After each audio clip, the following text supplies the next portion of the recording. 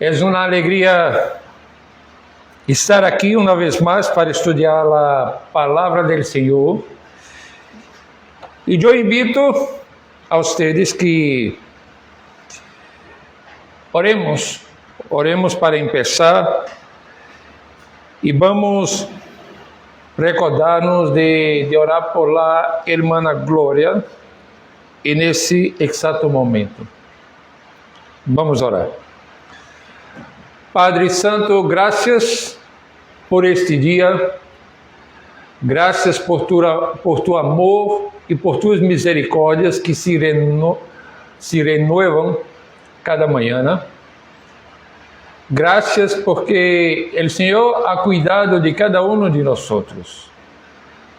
Nesse momento pedimos por la saúde da irmã Glória, que o Senhor pueda saná-la e nesse momento o Senhor la ajude para que pronto pueda estar bem de saúde.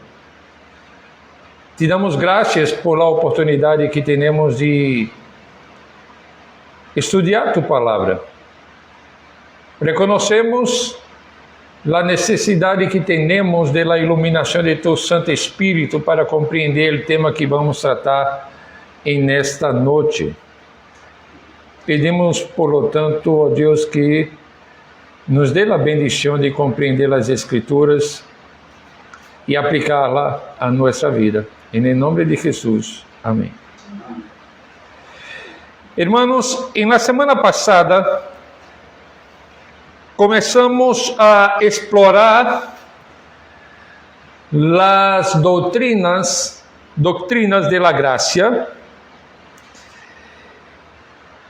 E nesta ocasião, tratamos da soberania de Deus em la salvação, estabelecendo assim o marco monergístico de la gracia divina frente ao sinergismo.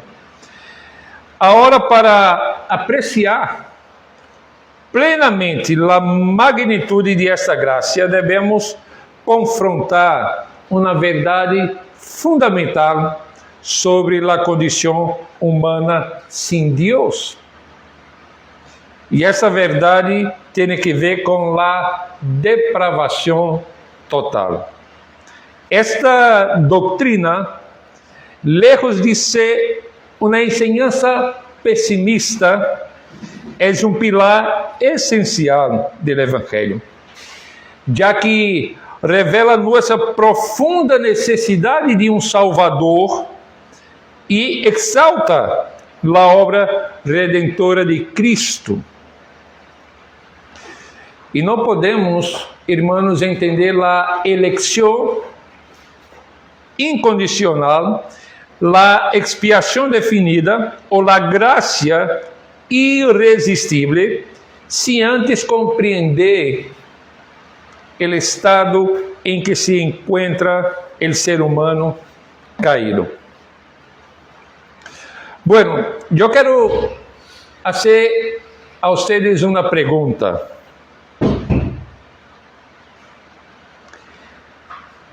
Que é la depravação total? Que viene a la mente quando hablamos de depravação total?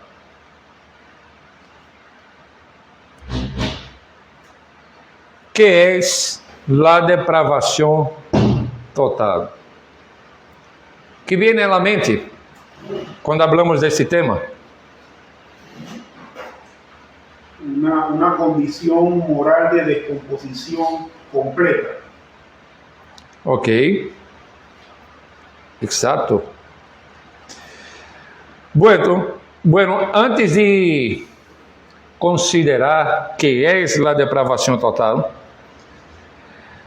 eu quero apresentar-lhe que não é a depravação total. A depravação total é um dos términos mais incompreendidos em la teologia. E para muitos, evoca a imagem de um ser humano tão maligno como seja possível, incapaz de qualquer acto de bondade, ou que vive em um caos absoluto. Sin embargo, esta não é a enseñanza bíblica, tampouco reformada. Depravação total não significa depravação absoluta em grado. Para a maioria das pessoas, total significa completamente. E a depravação completa significaria que as pessoas são tão malas como possivelmente podem ser.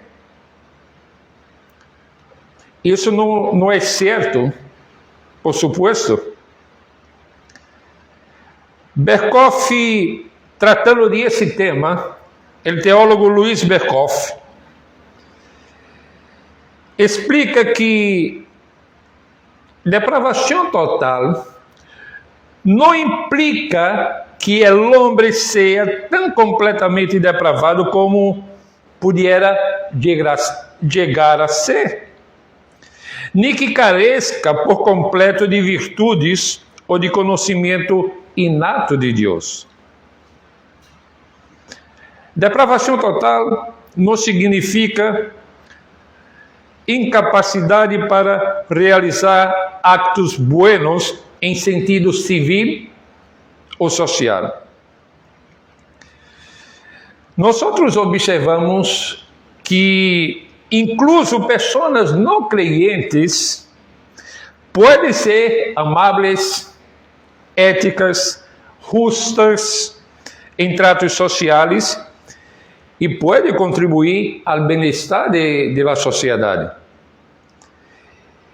Isso se explica por la graça comum de Deus, um conceito que os teólogos como Herman Bavinck e Luiz Berkhoff exploram ampliamente em suas teologias sistemáticas. La graça comum é a bondade de Deus extendida a toda a humanidade, creyentes e não creyentes, que restringe o pecado. Ou seja, a graça comum evita que o mal se manifieste em sua máxima expressão, mantendo certa ordem no mundo. Herman Bavinck, quando ensina essa doutrina, argumenta que a graça comum reprime o poder destrutivo do pecado,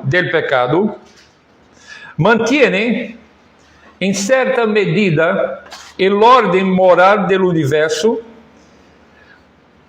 e possibilita assim uma vida ordenada. Pero a graça comum também preserva o conhecimento e a moralidade. O homem caído aún conserva algum conhecimento de Deus, de coisas naturais e de la diferença entre o bem e o mal. E demonstra alguma consideração pela virtude e pelo bom comportamento exterior. A graça comum também promove talentos e civilização. A graça comum explica o desenvolvimento das artes, da ciência, da justiça civil, das bendições naturais que todos desfrutam. Assim, a graça comum evita que o ser humano seja tão mal como poderia ser, e explica a existência da bondade moral y el orden en el mundo, incluso entre los no regenerados. Una vez que vimos lo que no es la depravación total, ahora podemos considerar lo que es la depravación total. La depravación total significa una corrupción radical y una incapacidad espiritual total que afeta a cada parte del ser humano. Vamos considerar esse conceito de corrupção total. E esse é o conceito preferido por los teólogos, por alguns teólogos, e o próprio Herman Bavinck lhe gusta utilizar esta expressão depravação, esse conceito de depravação radical. Pero esse conceito não significa que o homem seja absolutamente malo em cada acto, sino que a raiz de seu ser está fundamentalmente corrompida por el pecado. Lo que a depravação total pretende transmitir é a ideia de que o pecado ha afectado a toda a pessoa, hasta o núcleo mesmo ou a raiz de seu ser. É por isso que muitos escritores preferem as palavras depravação radical ou corrupção radical em seu lugar.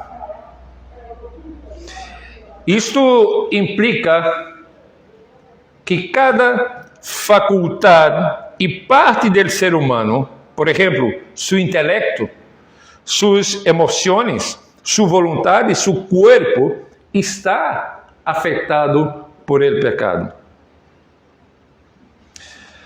Luiz Berkhoff afirma que a corrupção inherente abarca todas as partes da natureza humana, todas as faculdades e poderes del alma e el cuerpo. Agora, además de considerar esta corrupção radical, necessitamos também compreender a incapacidade espiritual, essa incapacidade total. Esta corrupção radical conduz a uma incapacidade para o bem espiritual, é decir, para amar a Deus com todo o coração, para buscá-lo genuinamente ou para iniciar um movimento hacia Deus. Uma vez mais, quero fazer uma referência a los escritos de Luiz Berkhoff. Ele diz que o pecador não regenerado não pode praticar nenhum ato, por insignificante que seja, que fundamentalmente obtenga a aprovação de Deus e corresponda a las exigências de la santa lei de Deus. E que ele não pode cambiar a sua preferência fundamental por el pecado por si mesmo, cambiando por el amor a Deus, por exemplo. Não pode sequer fazer algo que se acerque a tal cambio em sua vida. Outro teólogo muito conhecido Jonathan Edwards, disse que esta incapacidade para o bem espiritual é uma incapacidade moral, não natural.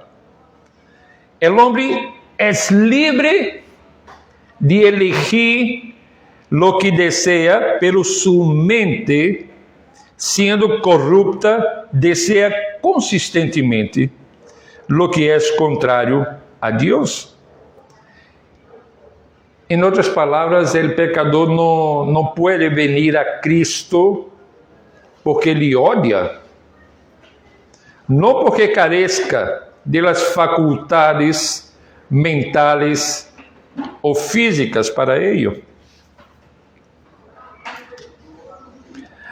Agora, uma vez que vimos lo que é e lo que não é a depravação total, quero considerar o fundamento bíblico de esta doutrina.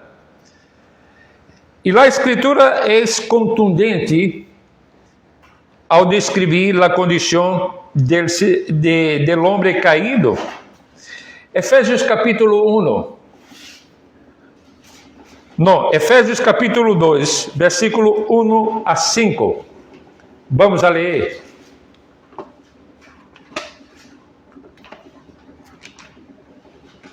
No del 1 al 5. Sim, pode ler, César, por favor.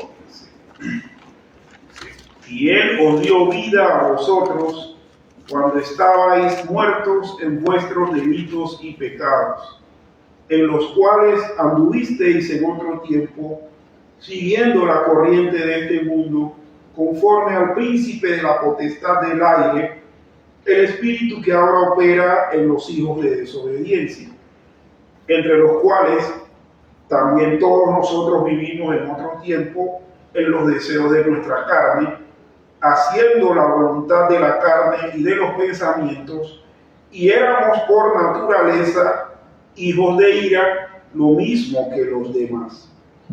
Pero Dios, que es rico en misericordia, por su gran amor con que nos amó, aun estando nosotros muertos en pecados, nos dio vida juntamente con Cristo.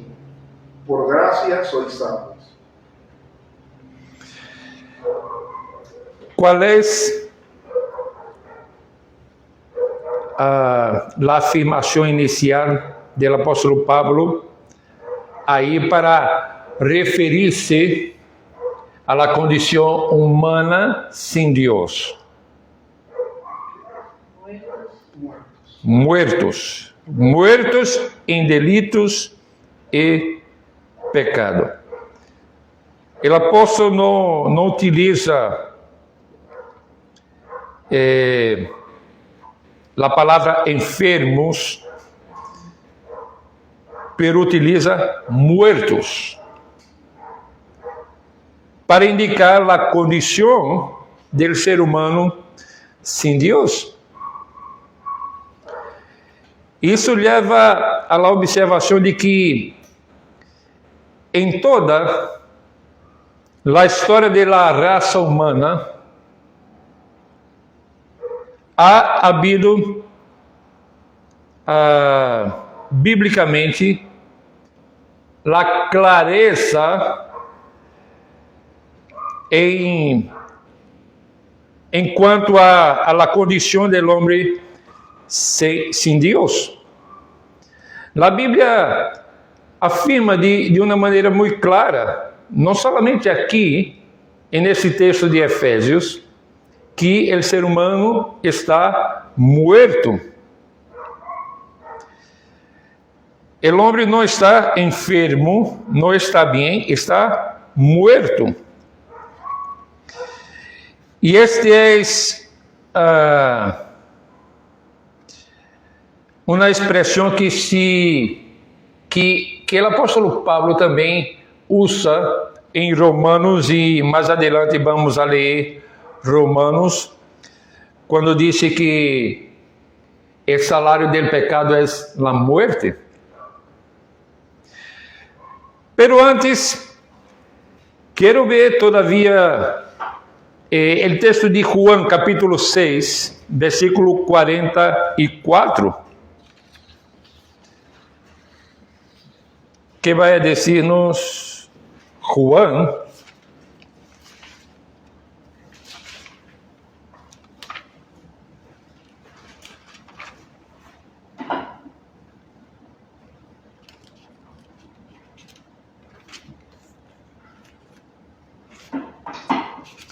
Juan capítulo 6,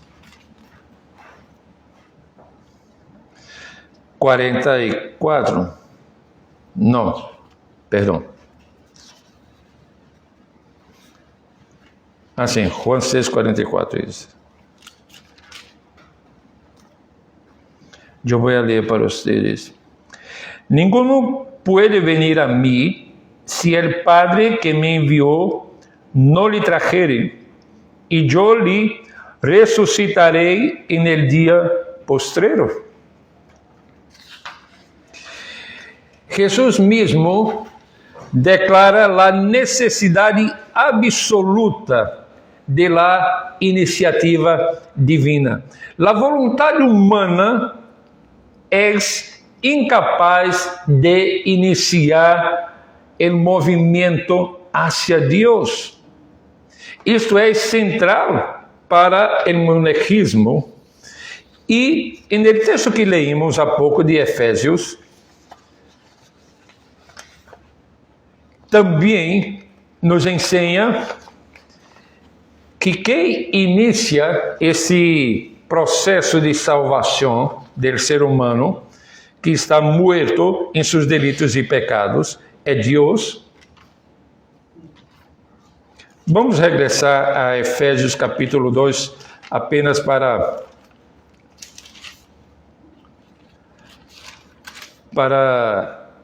ver o que diz principalmente o verso de número 4. Pero Deus, que é rico em misericórdia, por seu grande amor com que nos amou, aun estando nós muertos em pecados, nos deu vida juntamente com Cristo.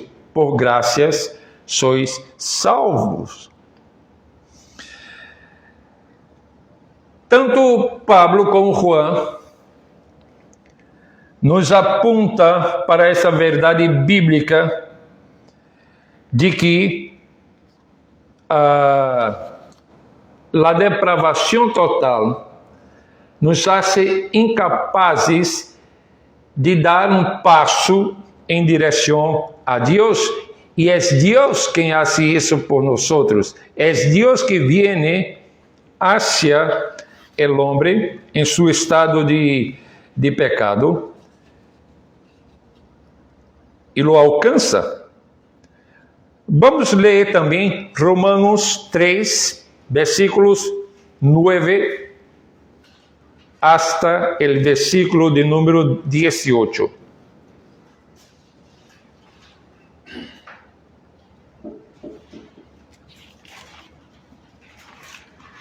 Romanos 3, a partir del versículo 8. A partir del versículo 8. 8. No, 9. Perdón. Del 9 al 18. Sí. Voy a leer. Sí, por favor. ¿Qué pues? ¿Somos nosotros mejores que ellos? En ninguna manera, pues ya hemos acusado a judíos y a gentiles que todos están bajo pecado. Como está escrito, no hay justo ni aun uno, no hay quien entienda, no hay quien busque a Dios. Todos se desviaron, a una se hicieron inútiles. No hay quien haga lo bueno, no hay ni siquiera uno. Sepulcro abierto es su garganta, con su lengua engañan. Veneno de áspides hay debajo de sus labios. Su boca está llena de maldición y de amargura. Sus pies se apresuran para derramar sangre. Quebranto y desventura hay en sus caminos, y no conocieron camino de paz. No hay temor de Dios delante de sus ojos. Nadie busca a Deus, todos se desviaram. Mira, nesse texto que o irmão César acaba de ler para nós, o apóstolo Pablo está citando vários salmos e nos apresenta um diagnóstico da corrupção universal que afeta a moralidade, o entendimento e a vontade. Versículo 10 diz: não há justo ni aun uno. Ou seja, nossa justiça humana é insuficiente. E isso nos habla de nossa natureza moral. Versículo 11: não há quem entenda. O homem natural não percebe as coisas que são do Espírito de Deus, porque para ele são loucura e não las pode entender. 1 Coríntios 2:14. Versículo 11: todavia não há quem busque a Deus. A vontade do pecado não considera que o caminho de Deus seja bueno. E aqui nos habla de uma vontade cautiva, assim como não há quem entenda, nos habla de uma mente pecaminosa. Poderíamos ver outros textos que reforçam essa verdade bíblica. Gênesis capítulo 6, versículo 5, eu vou ler para vocês. Viu Jehová que a maldade de los hombres era mucha en la tierra, e que todo designio de los pensamientos del corazón de ellos era de continuo solamente el mal. Jeremías 17:9. Engañoso es el corazón más que todas las cosas, y perverso, ¿quién lo conocerá? Juan 8:34 dice: todo aquel que hace pecado, esclavo es del pecado. Entonces, la enseñanza bíblica quanto a la doutrina de la depravación total es muy clara en las Escrituras y nos lleva a comprender que el pecado ha de hecho afectado la naturaleza humana de uma maneira ampla. Agora, o seguinte ponto que me gostaria compartilhar com vocês tem que ver com a causa dessa natureza pecaminosa, tem que ver com a caída de Adão. A raiz de esta condição pecaminosa universal se encontra em la caída de la humanidade em Adão. E os teólogos explicam como o pecado de Adão tuvo consequências não só para ele, sino para toda a raça humana. E a Bíblia nos ensina isso. Luiz Berkoff, por exemplo, afirma que este pecado trajo consigo corrupção permanente, corrupção que, dada a solidariedade da raça humana, teria efeito não somente sobre Adão, mas também sobre todos seus descendentes. Isso significa, irmãos, que não nascemos pecadores porque pecamos, sino que pecamos porque nascemos pecadores. Nascemos com uma natureza heredada e uma culpa imputada desde o primeiro pecado de Adão. Agora, creio que é importante apresentar-lhes aqui algumas implicações pastorales da depravação total. E a primeira implicação tem que ver com a necessidade absoluta da graça de Deus. Hermanos, se o ser humano está muerto espiritualmente, é incapaz de salvar-se a si mesmo. Se isso é verdade, a salvação deve ser uma obra da graça soberana iniciada e completada por Deus mesmo. Isso nos prepara para entender a eleição, a expiação definida e a graça irresistível. A segunda implicação pastoral da depravação total tem que ver com a humildade genuína. Não há lugar para a jactância humana. Qualquer bem espiritual que tenhamos ou hagamos é um dom de Deus, não um logro próprio. Isto fomenta uma profunda humildade delante de Deus. A terceira implicação tem que ver com a profunda gratidão. Compreender nossa incapacidade nos leva a uma imensa gratidão por a obra de Cristo e do Espírito Santo. Cada passo em la salvação é uma manifestação de seu amor imerecido. A quarta implicação tem que ver com a dependência em Deus para o evangelismo. Aunque o homem não pode responder por si mesmo, a graça comum de Deus evita o caos e permite a proclamação do evangelho. A depravação total nos impulsa a orar por la obra soberana do Espírito para regenerar corações e a predicar com a confiança de que Deus chamará eficazmente a seus elegidos.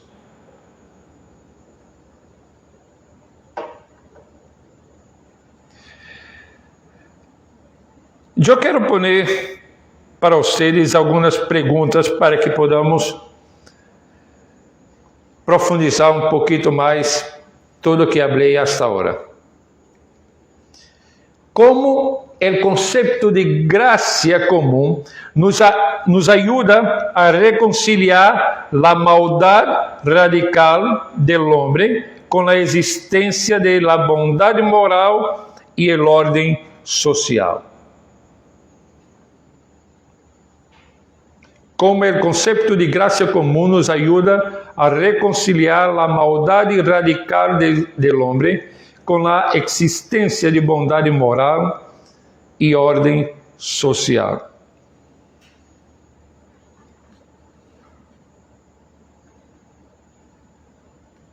Bueno, usted acaba de mencionar que la gracia común es la limitante que evita que esa humanidad, esa crueldad o ese pecado extremo sea el que cunda, pues. O sea, el ser humano por su naturaleza caída peca, pero esta condición de la gracia común que evita que eso se esparce y sea un caos total y algo sin descontrol. Exatamente. Exacto. No, pastor, y eso lo podemos ver, por ejemplo, en en las situaciones que estamos viviendo ahora en América Latina, muchos decían, bueno, esta cantidad de estados socialistas que hay, Venezuela, etcétera, eso va a hacer que ¿cómo se llama? Esos países sean incontrolables en su estilo de vida y que la gente va a estar por ahí en puro desorden. Sin embargo, así no ha sido. O sea, por la gracia común de Dios, nosotros vemos que con todo y que la maldad está expresada a través de ese tipo de sistemas políticos, o sea, no se ha salido de control realmente. Es por pura gracia de Dios. Exacto. Y yo me recuerdo que yo hablaba con una persona en Brasilia, en una clase que yo estaba impartiendo, y esa persona me decía que el ser humano nacido en pecado no lleva más consigo la imagen de Dios, que el ser humano es malo. Y yo le decía, bueno, no es eso que la Biblia enseña. La Biblia enseña que la naturaleza pecaminosa puede distorsionar la imagen de Dios en el ser humano, pero el ser humano no lleva la imagen de Dios consigo. Y eso se ve, yo decía a él, hablando de la gracia común de Dios, como el ser humano, por la gracia común de Dios, y certamente por llevar la imagen de Dios en sí, es posible ver expresión de bondad, de amor, de misericordia, de compasión. Caso contrário, sería pura maldad lo que veíamos en el mundo, si no fuera la gracia común de Dios. Ahora, la sociedad en que nos encontramos, de hecho, revela esta depravación que estamos hablando aquí. Cuando vemos, por ejemplo, el tema de la ideología de género, cuando vemos el tema de la violencia, quando vemos vários temas que nos são apresentados em la sociedade de nossos dias, entendemos completamente, entendemos de uma maneira muito clara o que a Bíblia quer dizer por depravação total. Estamos em uma sociedade que cada dia mais se aleja de lo que tem que ver com Deus, com sua vontade, com as Escrituras. Hemos visto uma sociedade que se posiciona de maneira hostil ao desenho de Deus para o ser humano. E em todas essas coisas, o que vemos é esse coração depravado. É a marca do pecado, o efeito do pecado no ser humano, desde o pecado de Adão. Agora, outra pergunta. Que diferença há entre uma incapacidade natural e uma incapacidade moral, no contexto da depravação total?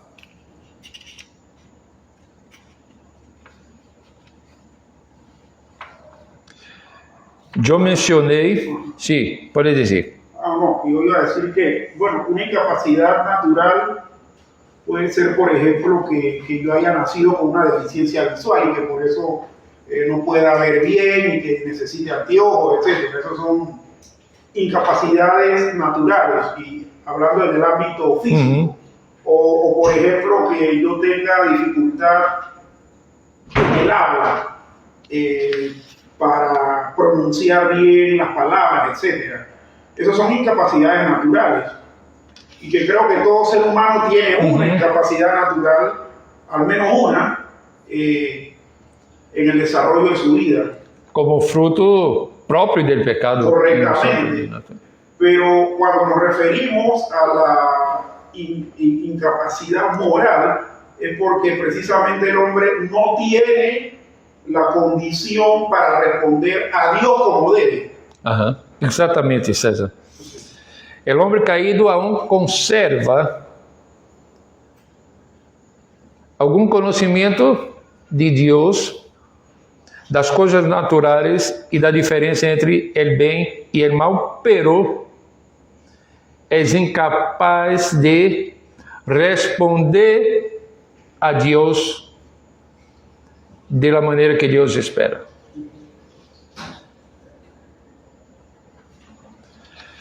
Entonces, ahí está la diferencia entre la incapacidad natural y la incapacidad moral. Uma outra pergunta que quero hacerles es cómo la comprensión de la depravación total nos motiva a la oración y a depender completamente de Dios en nuestras vidas cristiana y en el evangelismo.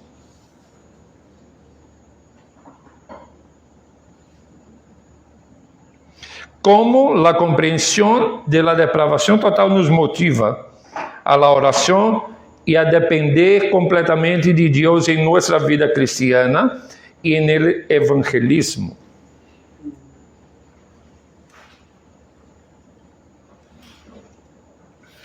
Aquí en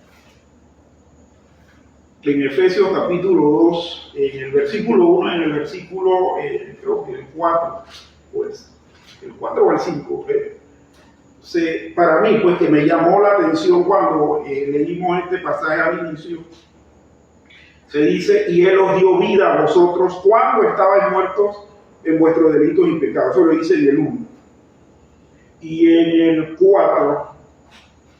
el 4 dice, pero Dios, que es rico en misericordia, por su gran amor con que nos amó, aún estando muertos en pecado, nos dio vida juntamente con Cristo. Entonces yo veo en estos dos versículos, el 1 y el 5, que Dios es el único capaz de lidiar con la condición esta del hombre de estar muerto, de ser incapaz o de estar completamente depravado.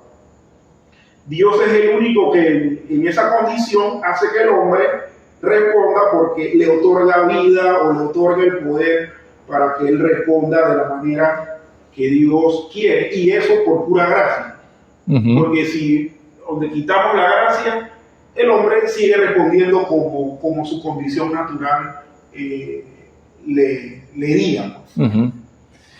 César, esse texto que acabas de mencionar outra vez, Efésios capítulo 2, de hecho, además de lo que acabas de decir, nos muestra a verdadeira condição do ser humano sem Deus. E quando reconhecemos que o homem não pode responder a Deus por si mesmo, então, conhecendo esse estado de depravação total do ser humano, como cristianos, esta compreensão nos impulsa a orar por la obra soberana do Espírito Santo para regenerar corações e, como disse em las implicações também, a predicar com a confiança de que Deus chamará eficazmente a seus elegidos. Então,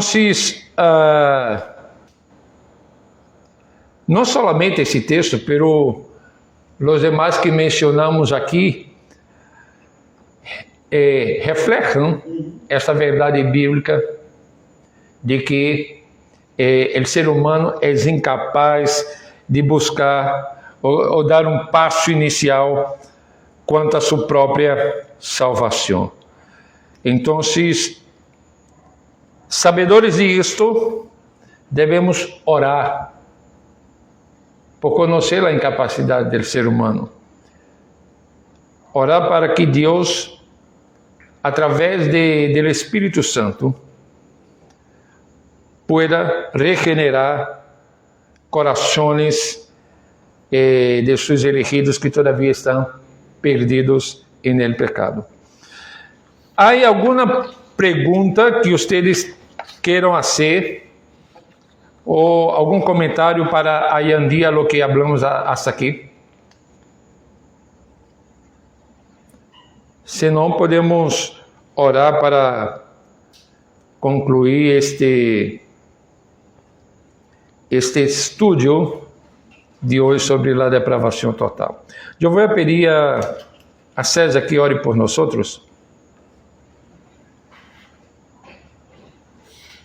Señor y Padre bueno, damos las gracias primeramente, ya que nos permite poder, durante este tiempo de oración, previamente a la misma oración que vamos a tener, Señor, mismo periodo de oración que vamos a tener, nos permite, oh Dios, estudiar estas doctrinas que son las que fortalecen nuestra fe. Gracias porque hoy pudimos ver la depravación total, ver las implicaciones que tiene y que nosotros estamos totalmente incapacitados moralmente para responder a ti.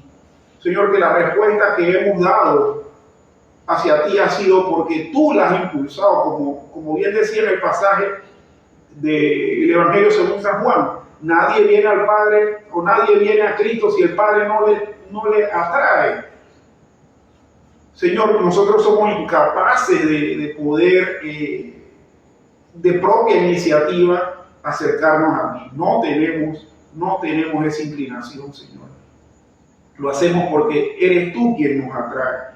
Oh Señor, te pedimos que esto podamos profundizarlo y podamos cada vez estar más claros en esta enseñanza bíblica que nos ha permitido escuchar nuevamente hoy y que tú quieres que fortalezcamos y afiancemos en nuestros corazones.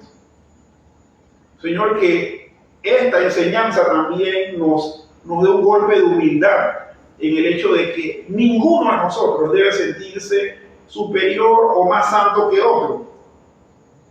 Porque si acaso tenemos un grado de santidad, Señor, eso es porque tú lo has permitido, por más nada. No es porque nosotros lo hayamos logrado por nuestra propia fuerza. Señor, gracias. Bendecimos tu nombre y agradecemos, Señor, que tú nos hayas permitido poder repasar en esta tarde esta doctrina. Gracias, Señor, en el nombre de tu Hijo Jesús. Amén. Amém.